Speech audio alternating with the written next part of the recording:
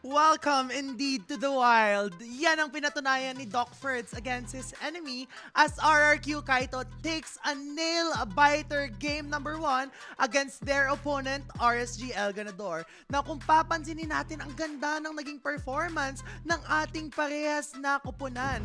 Starting with our game MVP, nakita natin kung papaano pinakita ng side ng RRQ Kaito yung kanilang prowess in terms of not just setting up the momentum and tempo, but taking control of the entire game.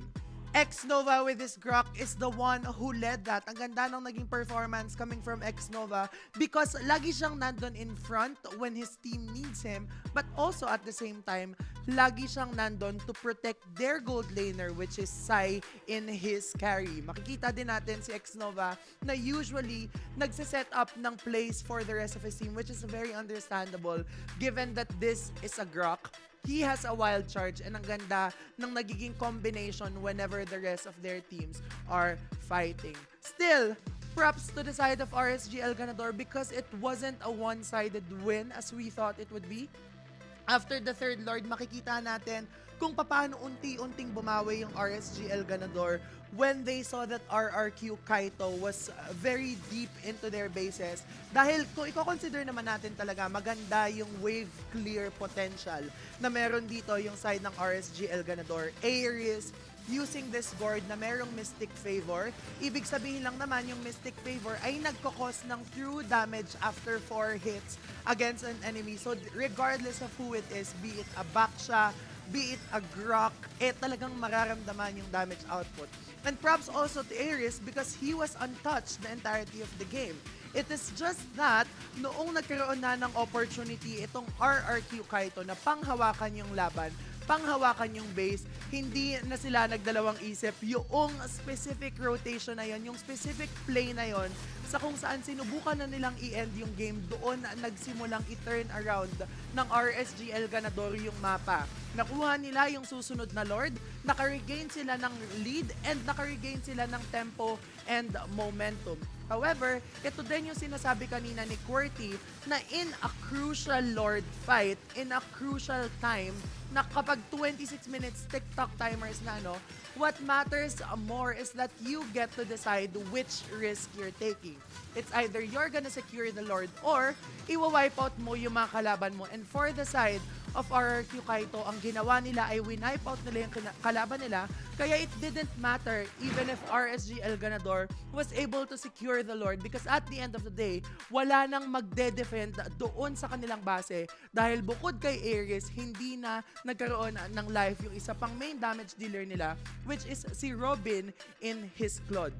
With a very wonderful performance for both of our teams. But kung titignan natin ang ating naging performance both in terms of the emblem as well as the build, very standards for both of our teams. Wala namang kakaibang binild ang ating mga kupunan. If ever man na meron, hindi naman talaga siya bago. Like usually nakikita talaga natin itong minention to ni Butters kahapon, na for a carry, ang dami talagang interpretation na pwede mong gamitin. And this specifically, Sai using this carry is a proof of that. Naka-assassin emblem siya, but naka-Brave Smite siya. So in a way, medyo counterintuitive kung isipin natin. But it didn't matter because he needed to rip and shred Nija using this Fredrin as well as Andre using this Terizla na merong tough skin. So in a way, ang ganda ng pagkaka-conceptualize dito ng RRQ Kaito. And again, as we have been mentioning all throughout the game, RRQ Kaito took control up until the third Lord of the match, wherein RSG El Ganador tried to fight back. And really, it paid off kasi nung third Lord of the match, noong na-defend nila successfully yung base with a katiting na amount na lang ng life, yun na yung naging momentum nila na sila yung nakakuha ng fourth Lord of the match and sila yung nakapag-set ng momentum. However, binanggit din ito ni Joshi Cakes kanina, na despite being at a standstill, despite losing certain skirmishes in the match, kailangan nag-risk ka pa rin. And that's specifically what RRQ Kaito did in that last Lord fight. Nakuha man ni Nija yung last Lord, it didn't matter kasi yung tatlong miyembro ng side ng RSG El Ganador ay wala na rin naman. Kaya ang ganda ng nangyari for game number 2. But of course, I want to hear more about what our co-casters have to say. And alam natin kung ano yun. Kaya naman Joshi Cakes and Corty, how are ya? Happy birthday indeed, X-Nova, as RRQ Kaito sweeps their opponent RSG El Ganador after that very wonderful, patient game for game number 2 against their opponent, RSG El Ganador. Magandang buhay, Auntie Nara. Welcome to the post-analyst segment.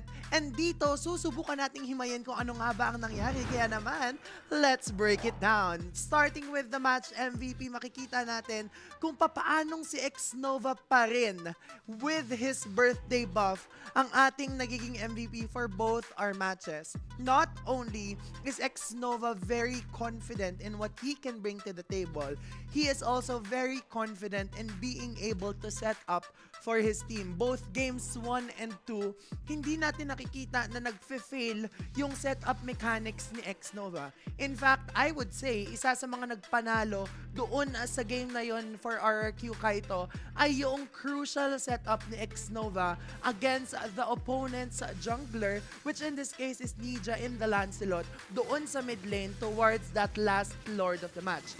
And then, nakikita pa din naman natin yung RSG El Ganador na nagpa-fight back. However, kung papansinin natin, medyo nalulugi lang talaga dito yung side ng RRQ Kaito doon sa earlier stages of the match. That's very understandable because they have a Harith as well as a Savior in their lineup.